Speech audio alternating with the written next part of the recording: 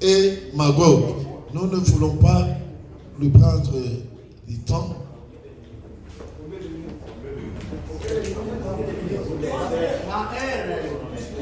Bon.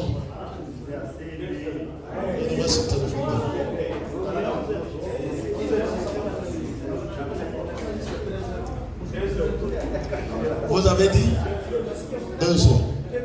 Bon.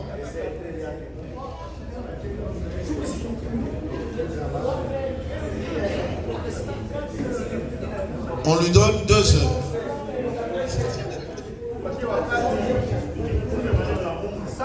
Que Dieu vous bénisse. J'ai besoin de 3 heures. J'ai besoin de 3 heures. J'ai besoin de 3 heures. C'est soit qu'on veut étudier le sujet, soit qu'on ne veut pas l'étudier. Si nous voulons l'étudier, nous lui donnons du temps. Encore que. Nous restons en 23 heures pour arriver à 14 heures. C'est-à-dire on repartit comme ça. On peut exposer pendant les 2 heures. Et puis les 1 heure là-bas, on va prendre le modérateur, on va prendre les questions qui ont été posées. Et puis vous s'enchérissez encore dans les 1 heure là. Dans les 30 minutes, voilà. C'est 2 heures. Voilà, en principe, la question de l'Armageddon telle que les organisateurs me l'ont présenté, de Gog et Magog, a compris ou comprend de l'enlèvement à Gog lui-même. C'est ce qu'ils m'ont dit. Tu vois? Alors, si je sais là, vous connaissez les thèmes qui sont dans l'entretemps. Alors, pour moi, la question ne devait pas être de quelques heures. Elle devait être des jours. Alors, on l'approfondit, on l'analyse, on le comprend. Mais, ce que je suis appelé à faire là, c'est juste un survol.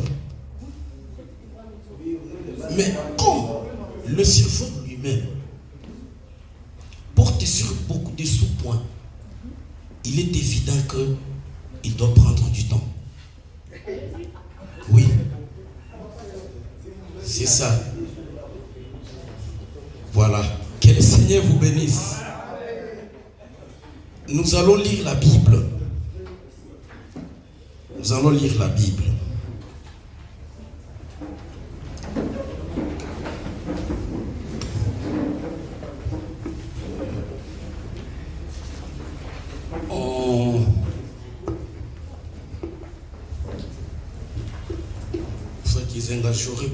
J'aurais besoin de beaucoup d'eau.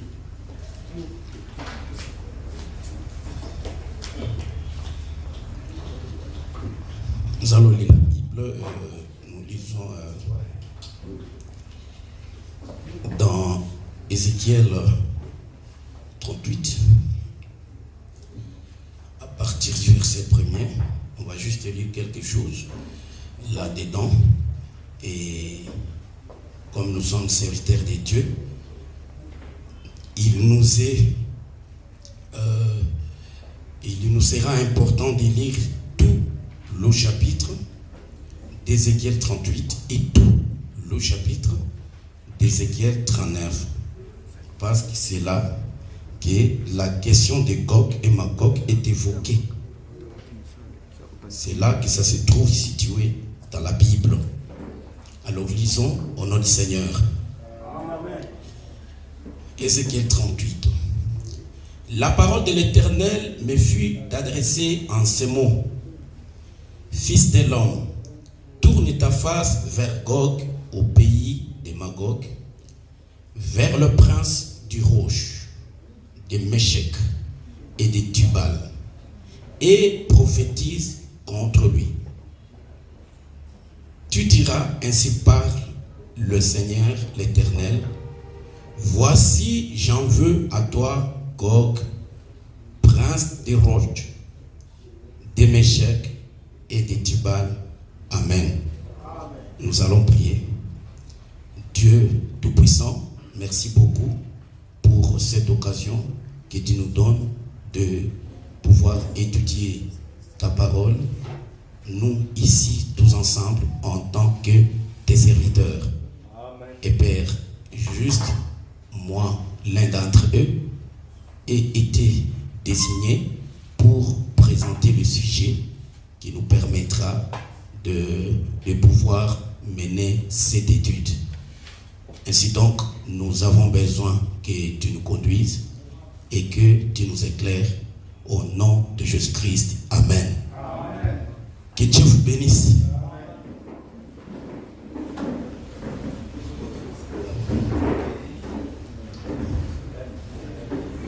Voilà.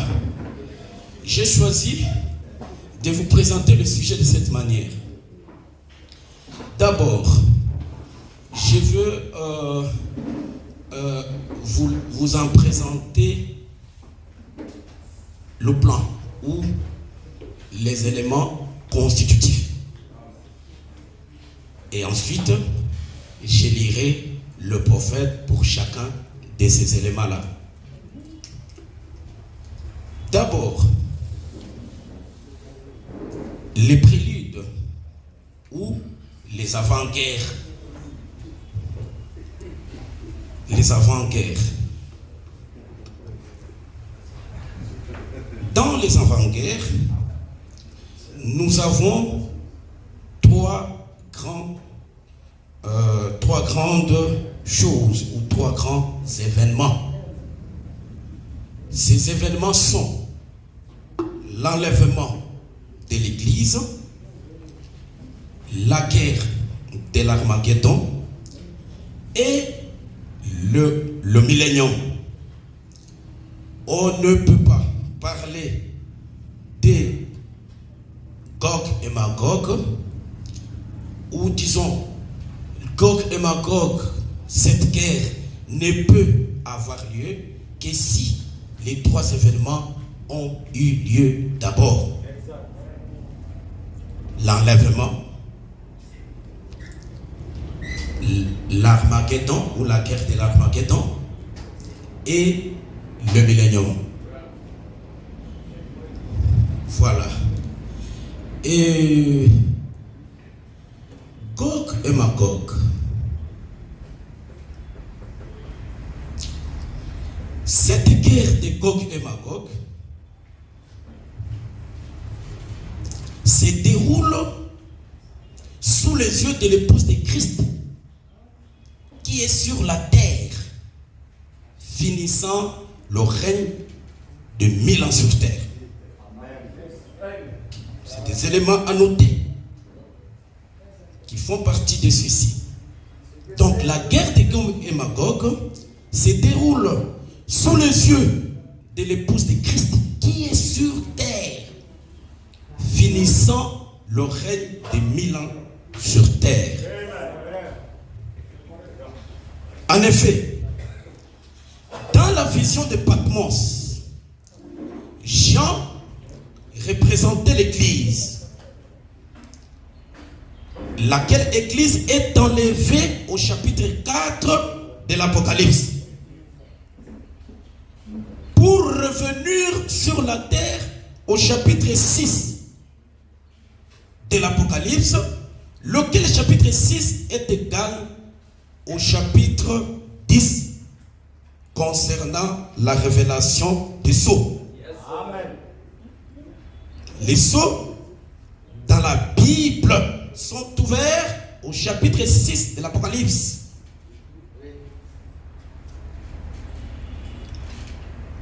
Et sont révélés au chapitre 10 du même livre de l'Apocalypse. Amen. Et que donc, l'épouse est enlevée au chapitre 4 de l'Apocalypse.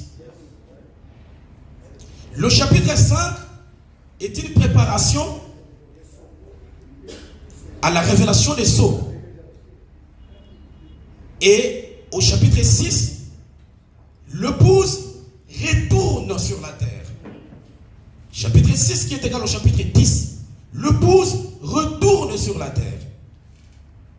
Et quand elle est sur la terre, alors elle peut voir d'autres choses.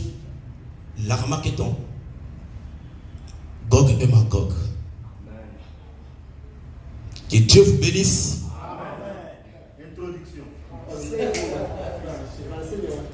Donc, après l'enlèvement de l'église épouse dans Apocalypse chapitre 4, Christ et son épouse retournent sur la terre dans Apocalypse 19. À partir du verset 11.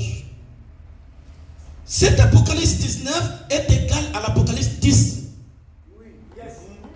En vue du rétablissement du royaume, le royaume est évoqué au chapitre 7 de Daniel, verset 13 à 14. Et Daniel 2, 31 à 45. Et pour réussir donc le rétablissement de ce royaume-là, quand Christ descend au chapitre 10 de l'Apocalypse, qui est égal au chapitre 6, qui est égal au chapitre 19 de l'Apocalypse, pour pouvoir régner, il procède préalablement par une guerre. Cette guerre-là est évoquée au chapitre 19 de l'Apocalypse et elle s'appelle l'Armageddon. Amen. L'Armageddon est la guerre, ou plutôt est une guerre spirituelle. Amen. C'est une guerre spirituelle de Michael, qui est Dieu incarné dans William Branham, lequel Michael, Dieu incarné dans William Branham, monte un cheval blanc qui est la parole. Et derrière lui, il est accompagné par les élus avant la fondation du monde. Et il mène donc cette guerre contre Lucifer, Satan incarné dans le pape de Rome. Et derrière ce Satan incarné dans le pape de Rome monte un cheval de couleur pâle, qui est un rassemblement de puissances politiques, de la puissance religieuse et de la puissance spirituelle. Et derrière le pape Satan incarné se trouvent des catholiques, des protestants, des judaïques, le conseil économique des églises. C'est ça la guerre de l'Armageddon. Cette guerre-là, son début est déclaré dans Apocalypse 16, verset 13 à 14 et le verset 16. Ce début-là consiste par le fait que le dragon crache 3 esprits impurs semblables à des grenouilles qui se répandent alors dans le monde entier pour rassembler les gens en vue de la guerre de l'Armageddon. Ces esprits impurs qui sortent du dragon, qui est Rome, représenté par le pape, ces esprits impurs sont la Vierge folle ou la confédération des églises. 1. 2. Le judaïsme. 3. Le catholicisme. Voilà les 3 esprits qui rassemblent les gens pour faire la guerre de l'Armageddon. Alors il n'y a rien d'armes à feu, ou d'armes nucléaires, ou encore d'armes naturelles.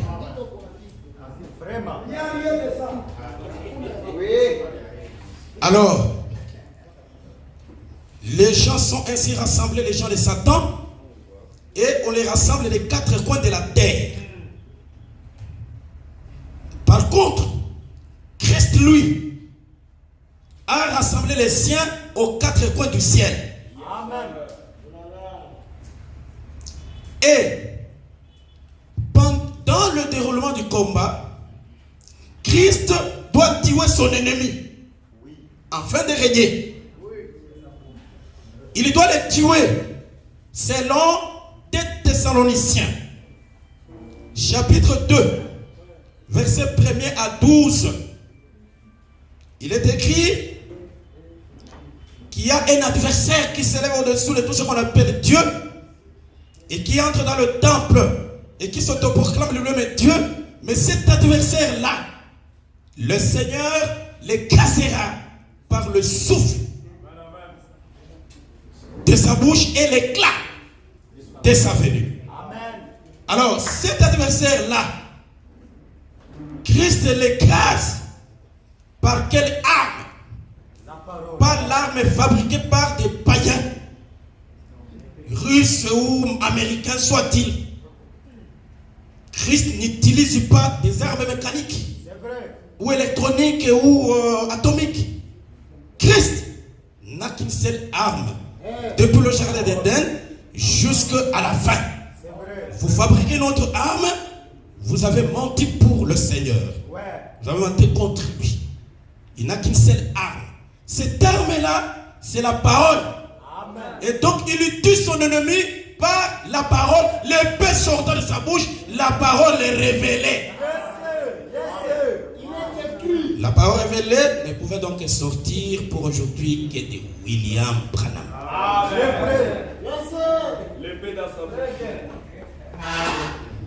Quand l'ennemi du Christ est tué,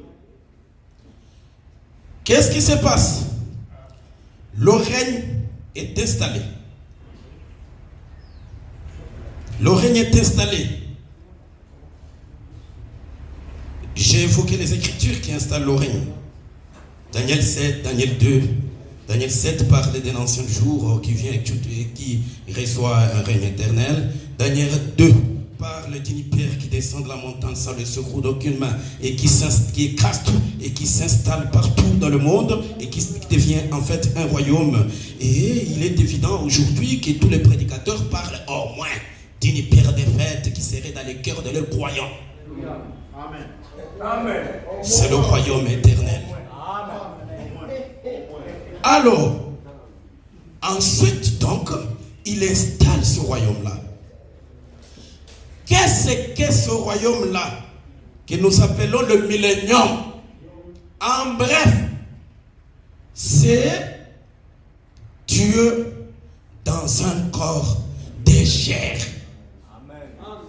Le millénium, c'est Dieu dans la chair humaine. Point.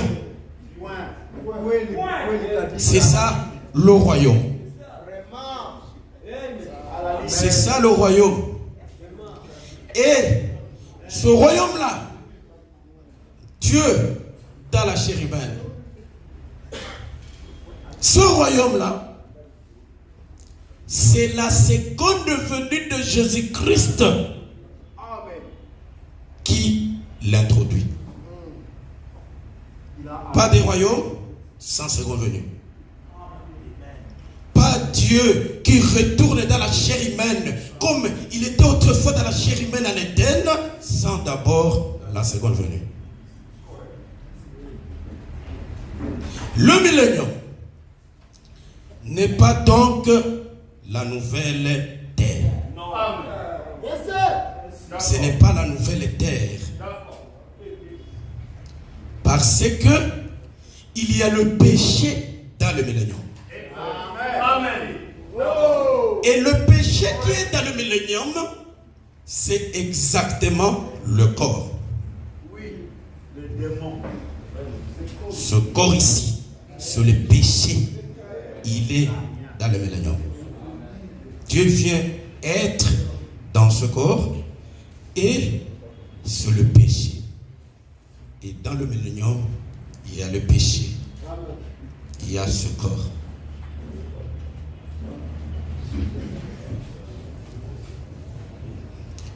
Voilà.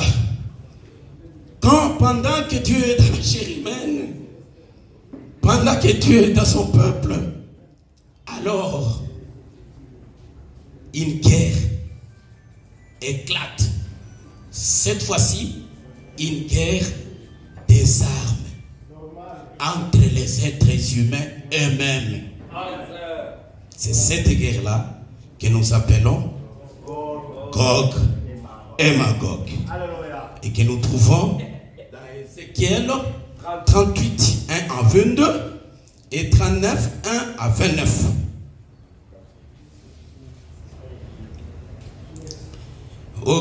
Dieu vous bénisse. Il me signalait que je dois rester cloué ici, mais ce n'est pas évident. C'est pas évident. Il faut avoir une caméra qui tourne, pas un truc qui est fixé. Voilà. Que Dieu vous bénisse. La guerre de Gog et de Magog, c'est quoi? C'est la guerre de la Russie contre Israël, dans laquelle viennent se mêler les Occidentaux derrière Israël et les Orientaux derrière la Russie. Et automatiquement, ça devient la troisième guerre mondiale qui doit mettre fin à ce monde. C'est ça la guerre de l'Armageddon. C'est la guerre entre les Russes et les Israéliens, ou la Russie et Israël. Derrière Israël, il y a les Occidentaux. Derrière la Russie, il y a les Orientaux. En effet, Fabanam a parlé de trois rideaux de puissance économique qui domine le monde. Nous avons le rideau de fer qui est la Russie, le rideau de bambou qui est la Chine, et le rideau de pourpre qui est Rome installé aux États-Unis.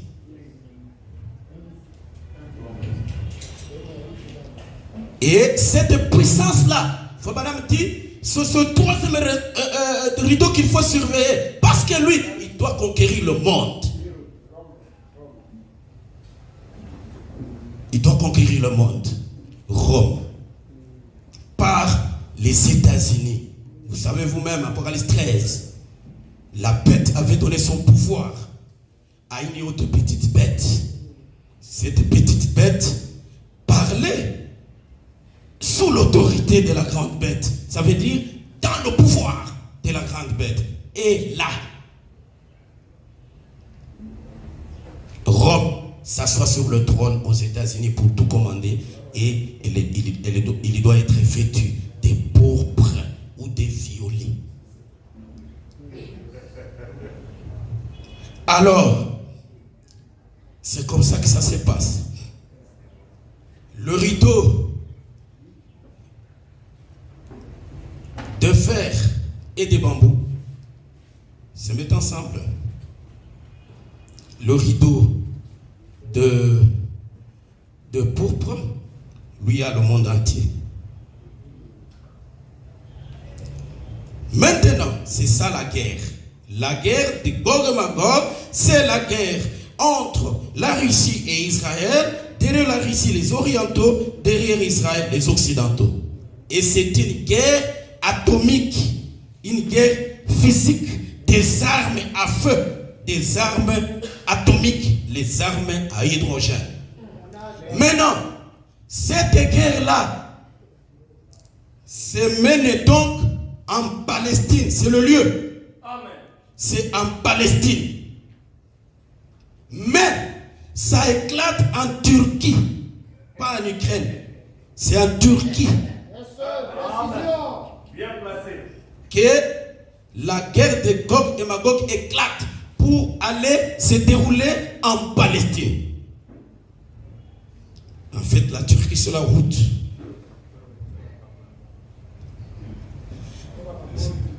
Gog et Magog, c'est quoi? Ce n'est pas le nom de la guerre.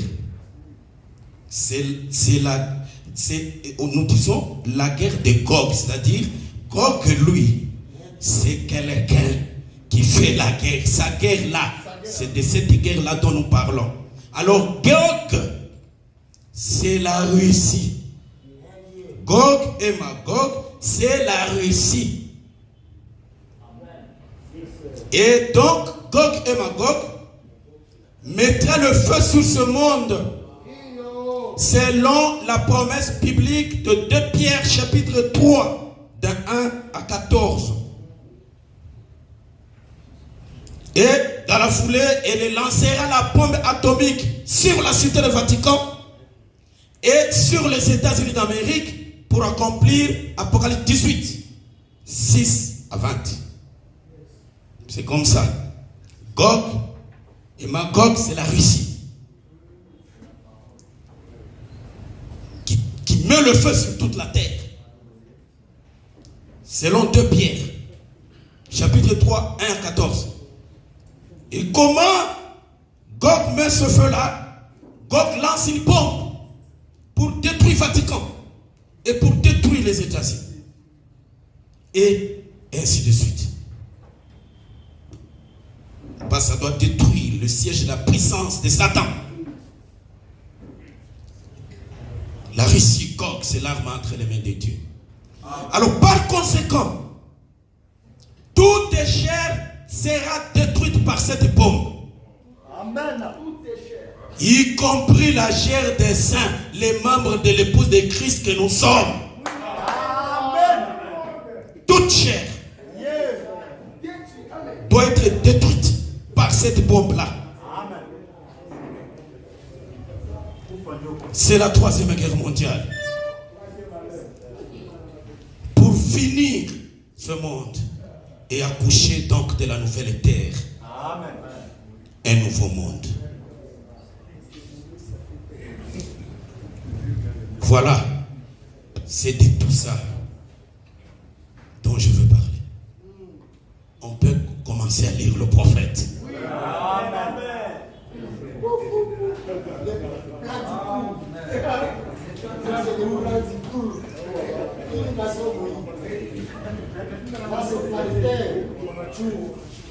Alors, donc, lisons le prophète.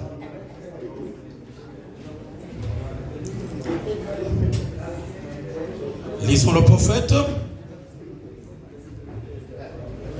Apocalypse chapitre 4, Apocalypse chapitre 4, Apocalypse chapitre 5, deuxième partie. Apocalypse chapitre 5, deuxième partie. C'est un message prêché le 18 juin 61. Je me sers de la traduction Shekinah.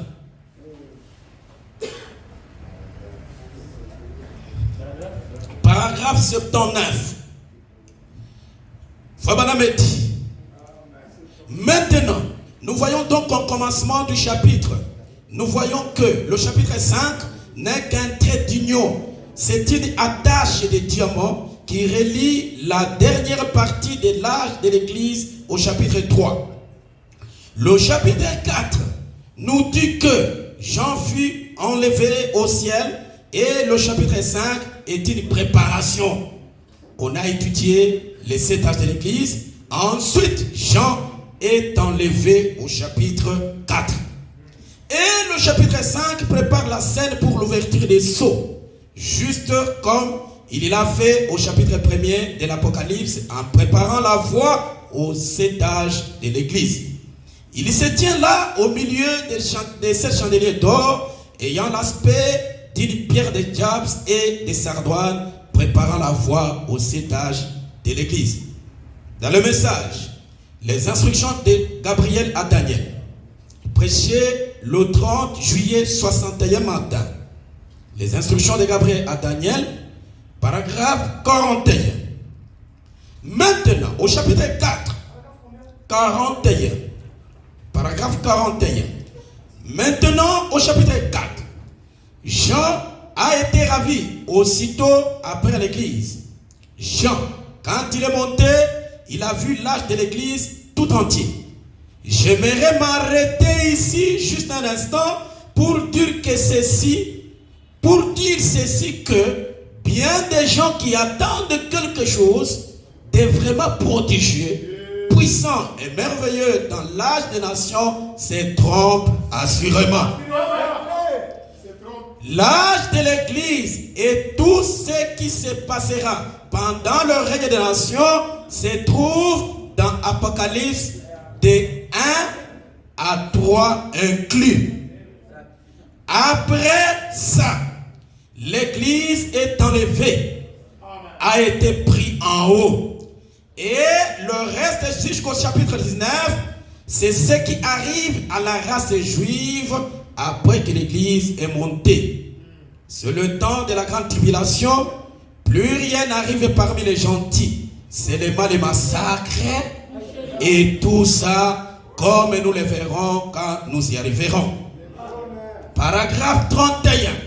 J'aimerais que nous puissions bien noter ceci. C'est ce qui explique ce que j'ai déclaré. Que l'église retourne au chapitre 6 et commence à tout vivre ici.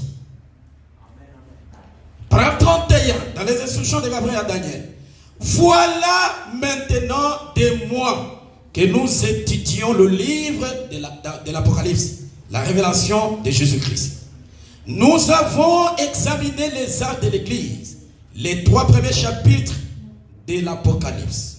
C'était les âges de l'Église. Ensuite, Jean a été ravi dans les chapitres 4 et 5. Il lui a été montré des choses qui devraient arriver dans la suite.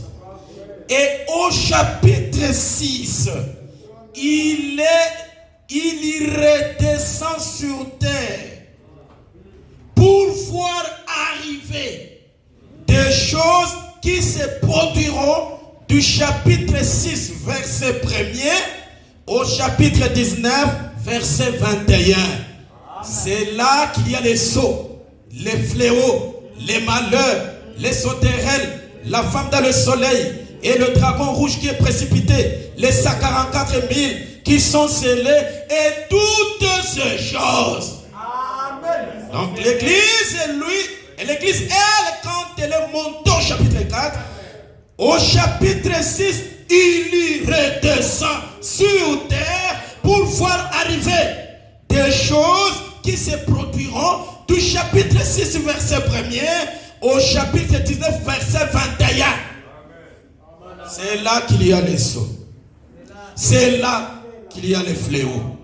C'est là qu'il y a les malheurs, les sauterelles, la femme dans le soleil et le dragon rouge qui est précipité, les 144 000 qui sont scellés et toutes ces choses. Que Dieu vous bénisse. Voilà. C'est comme ça donc que ça se passe. L'église est partout, chapitre 4. Pour connaître la révélation des eaux, l'église est redescendue sur terre. Et quand elle redescend, maintenant elle commence à voir toutes les choses qui se passent depuis le chapitre 6, 1 jusqu'au chapitre 19, 21. Toutes ces choses-là sont en train de se passer sous les yeux de l'église qui est déjà retournée de l'enlèvement et qui est là observant. Oui, c'est ça qu'on a dit. C'est ce qu'il a dit. Frère Branham l'a dit. C'est ce qu'il a dit. Je peux relire cela parce que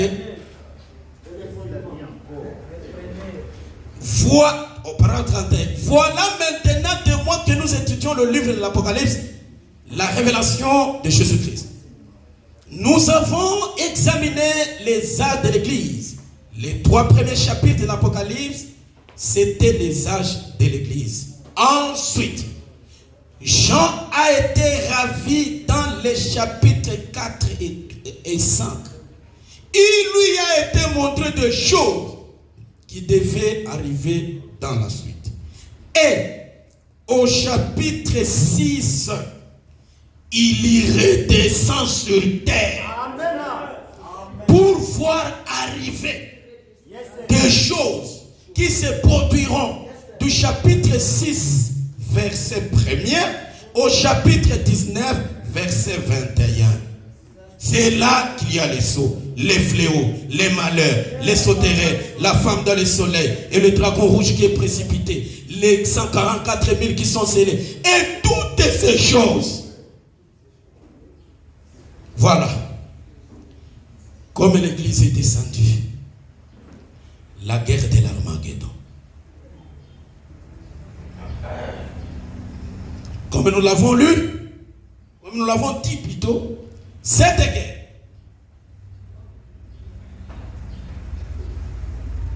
c'est la guerre entre Michael, qui est Dieu incarné dans Branham, et derrière lui, les saints, les élus avant la fondation du monde.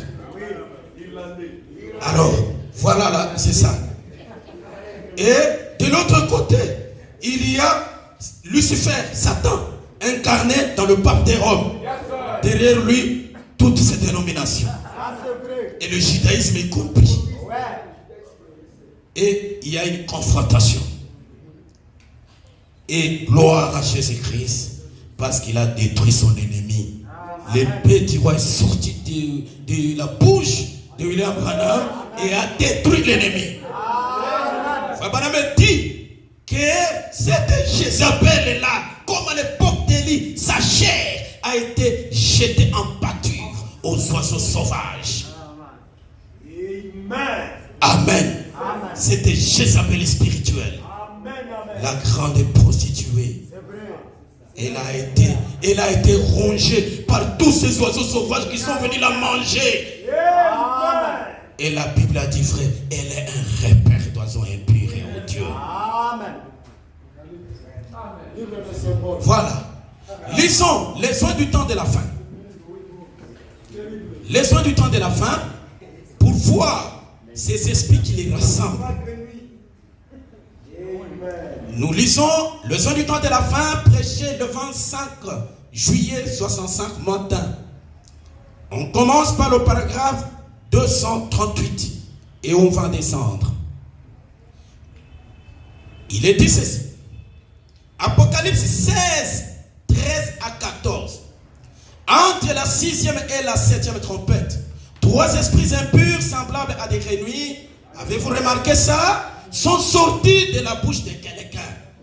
Maintenant, remarquez rapidement. Êtes-vous prêts? Amen. Dites Amen. L'assemblée dit Amen. Une trinité d'esprit. Paragraphe 239. Maintenant, frères dénominationnels, restez tranquilles un instant. Ne vous levez pas pour sortir de la salle. Vous qui êtes reliés à nous par radio, par téléphone là-bas, n'arrêtez pas vos magnétophones. Restez tranquille un instant et écoutez. Si vous êtes né de Dieu, vous le ferez. Paragraphe 240. Une trinité de grenouilles. Une grenouille est un animal qui regarde toujours en arrière. Elle ne regarde point où elle va. Elle regarde là d'où elle vient. Vous voyez, n'est-ce pas, où la doctrine trinitaire a-t-elle pris naissance? Souvenez-vous, 3 esprits impurs, esprits distincts. Est-ce que vous saisissez? L'assemblée dit Amen. Parole 241. Remarquez, il regarde en arrière, au concile de Nicée, là où la doctrine de la Trinité a pris naissance par la Bible. A pris naissance, pas dans la Bible. Pas dans la Bible. Cette chose-là n'existe pas. Il regarde en arrière, au concile de Nicée, à Rome, là où la Trinité a pris naissance. Remarquez d'où il vient. Remarquez. Et la Trinité de grenouilles est sortie d'une ancienne Trinité, qui est leur mère. Amen. Et elle a donné naissance à une nouvelle Trinité. Oui. D'où est-elle sortie? Une Trinité une Trinité. Le dragon, vous voyez, la bête et le faux prophète. Une Trinité nouvelle. Quand ces grenouilles sont-elles sorties? Quand ça? Remarquez, elles étaient tout le temps là. Mais ce n'est qu'entre la 6e et la 7e coupe que ça a été manifesté. Juste avant que les sceaux soient ouverts pour le révéler. Amen. Toutes ces choses de Trinité, ces faux baptêmes et tout, devaient être manifestés. Que Dieu nous aide à voir la vérité. Parole 242. Et ne pensez pas que c'est quelqu'un qui cherche à dire quelque chose. Je sens cet esprit hostile à cela. Voyez-vous, je ne parle pas de moi-même, frère. Je parle de l'ange du Seigneur qui est dans le camp. C'est tout à fait vrai. Dans la prédication Ta famille, du 8 août 61, nous sommes au paragraphe 73. On parle des esprits qui rassemblent les gens pour faire la guerre d'Armageddon. Paragraphe 73. Dans le message Ta famille, Fabana me dit ceci. Il dit, bon, frère Jim lit la question suivante portant sur les 3 esprits impurs qui sont sortis de l'Apocalypse, qui sont sortis de la bouche du faux prophète, du dragon, et ainsi de suite. Eh bien, nous allons aborder cela maintenant dans notre étude. Voyez-vous, les 3 esprits impurs sont les 3 ismes.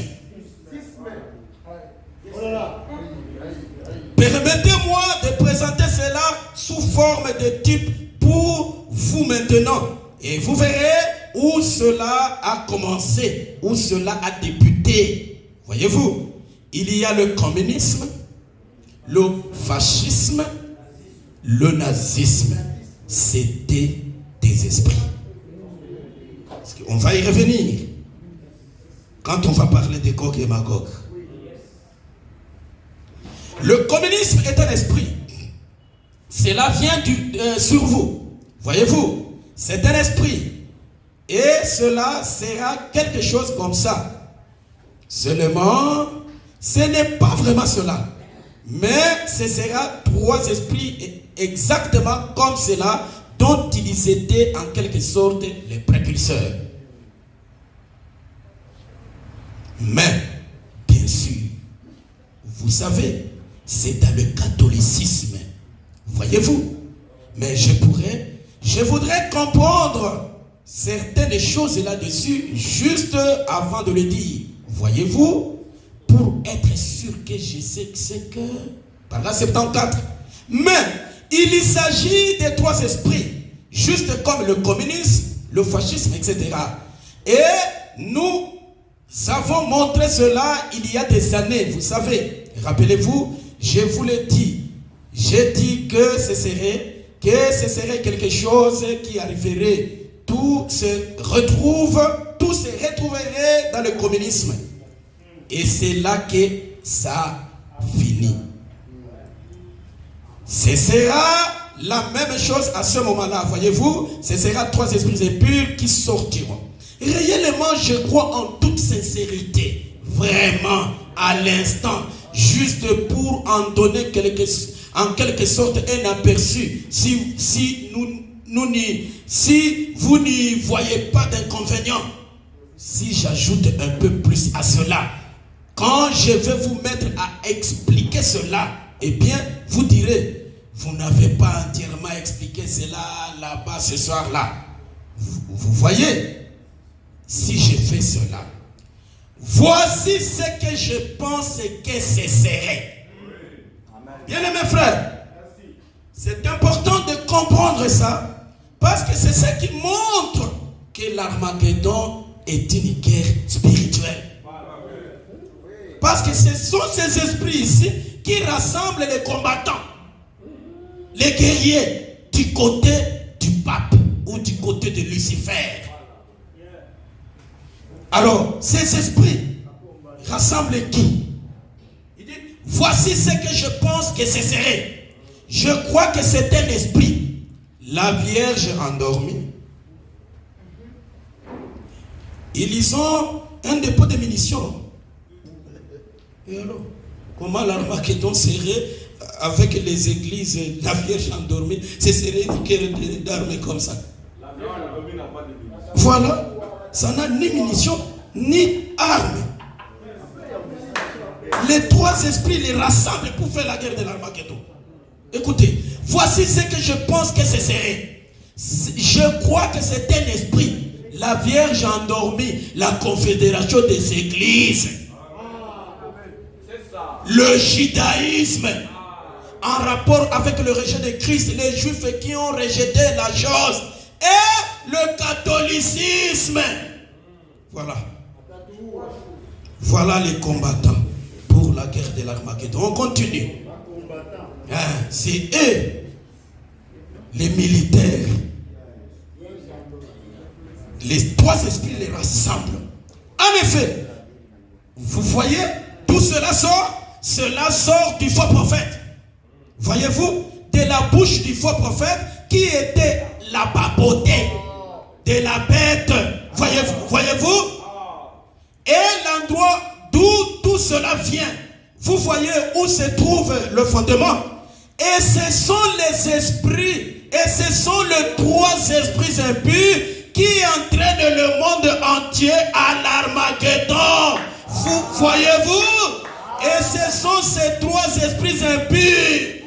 Alors, vous associez directement cela avec les trois malheurs. Amen. Voilà. C'est comme ça, trois esprits impurs qui rassemblent le judaïsme, le catholicisme et la Vierge endormie, la pensée économique des églises. Et ça les rassemble comme ça pour la guerre de l'Armageddon. Amen.